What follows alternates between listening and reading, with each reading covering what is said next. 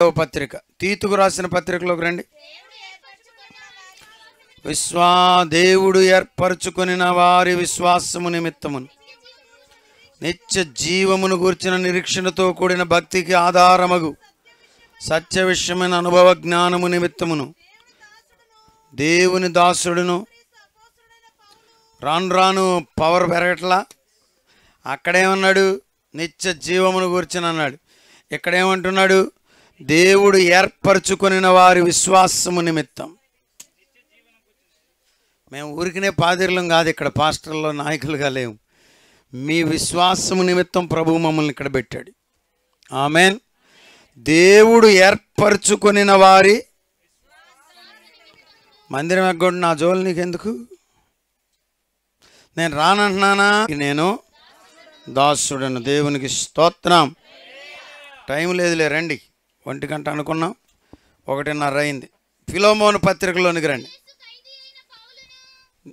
అసలు ఏంటి పరిశుద్ధరాజు గారు, ఇన్ని కార్యక్రమాలు, ఇన్ని రెఫరెన్స్లు మీరు ఎప్పుడు చూపించలేదు అన్నట్టు పెడుతున్నారు కొంతమంది ముఖం. సబ్జెక్ట్ ఏమీ లేదు. తనను ఎలా ఇంట్రడ్యూస్ చేసుకున్నాడు అపోస్తలుడైన పౌలు. ఏమైనా అర్థమవుతుందా భయ?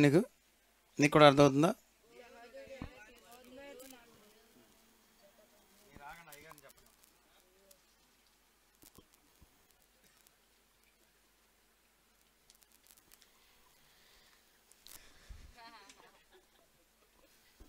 ప్రిపేర్ అవుతారా?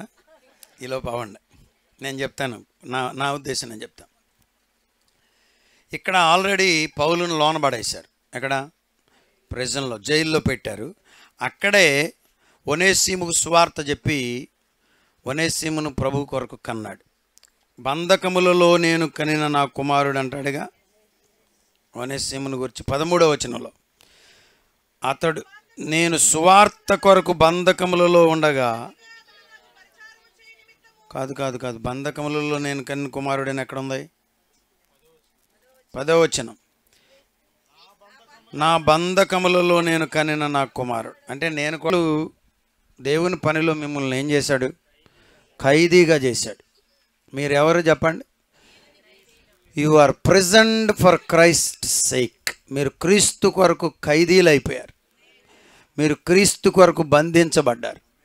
మీరు క్రీస్తు కొరకు లోపల ఉండిపోయారు. ఏ లోపల? పరిచర్య లోపల, అంతే. ఇక ఎక్కడ పడితే అక్కడికి వెళ్ళడానికి లేదు. పౌలు తనను తాను పరిచయం చేసుకుంటూ మొట్టమొదటి మాట ఏమన్నాడంటే, నేను క్రీస్తు యేసు ఖైదీను అన్నాడు. ఖైదీ అయిన పౌలును అక్కడ తనను తాను పరిచయం చేసుకుంటూ ఈ మాట అన్నాడు, నేను క్రీస్తు ఖైదీ.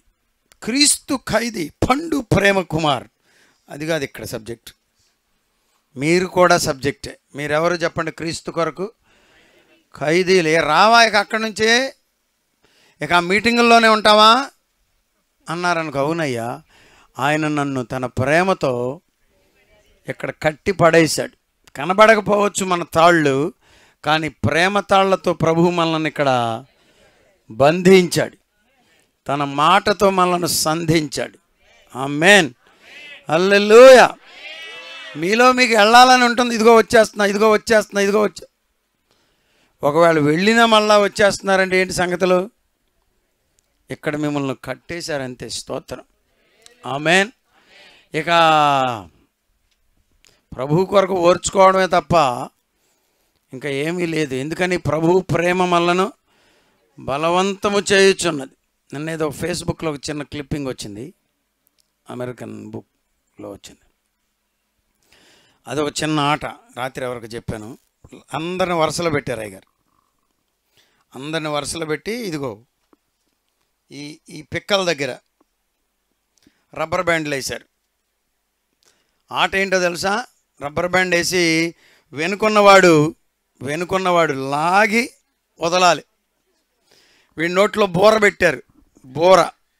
బోర దానికి మళ్ళా పుయ్యి అనేవి కూడా వచ్చినాయి కదా, ఊస్తే బోర మోగుద్ది. వీడికి ఎంత బాధ కలిగినా దాన్ని ఓదటమే తప్ప అమ్మ అనకూడదు, అయ్యా అనకూడదు. ఎన్ని దెబ్బల వరకు ఓర్చుకుంటాడో చూడాలంట. అది ఒక ఆట అంట. లాగి వదులుతూ అని చెప్తున్నా. చూసారా? ప్రభువు మనల్ని పిలిచాడు. ప్రభువు పనిలో కష్టం ఉందా లేదా? బాధలు ఉన్నాయా లేవా? ఇరుకులు ఉన్నాయా లేవా? ఎవరో ఒకరు అంటలేదా మిమ్మల్ని మూతిడి తిప్పి పద్దాక ఇక్కడ కనపడుతున్నాం మాకు తెలుసులే, ఇక నువ్వేనండి చేసేది అనకపోయినా కొంతమంది అన్నట్టుగా చూస్తారు. చూడరా, వాటన్నిటిని మనం ఎందుకు ఓర్చుకున్నాం చెప్పండి ఎవరన్నా? క్రీస్తు ప్రభువు మనల్ని అక్కడ తన ప్రేమతో కట్టేశాడు. ప్రేమ ఖైదీలుగా మనం ఇక్కడ ఉన్నాం, క్రీస్తు ఖైదీలుగా ఇక్కడ ఉన్నాం. పౌలు అంటున్నాడు, నేను ఎవరిని అనుకుంటున్నారు? ఏంటి పౌలు గారు మిమ్మల్ని కొట్టినా పోరా? 1 తక్కువ 5 దెబ్బలు ఎన్నిసార్లు? 1 తక్కువ 40 దెబ్బలు ఎన్నిసార్లు? 5 పర్యాయములు తిన్నాడంట. చెప్పండి ఎవరన్నా. 39 × 5 ఎంత? చిన్న చేయండి. 195. చెప్పానుగా బండి లైన్లోనే ఉందని. 195 దెబ్బలు. ఏమండి, ఒకవేళ యేసయ్యని గురించి మనం అంటాం కదా, కొరడా చీల్చేసిందని, అట్లా పౌలు కూడా చీల్చేసి ఉంటే ఎన్ని గాయాలు ఉంటాయి పౌలు గారి యొక్క శరీరం మీద? ఎవరి కొరకు? క్రీస్తు యేసునందున్న నిత్య జీవం కొరకు. ఎవరి కొరకు? ఏంటి పౌలు గారు అన్ని దెబ్బలు తింటున్నా మీరు ఎక్కడికి వెళ్ళరా? వెళ్ళడానికి లేదురా బాబు, నన్ను ఆయన ఏం చేశాడు?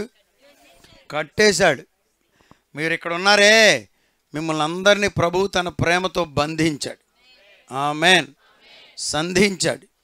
మీరు ప్రభువు ప్రేమ చేత కట్టివేయబడ్డారు. ఆమేన్.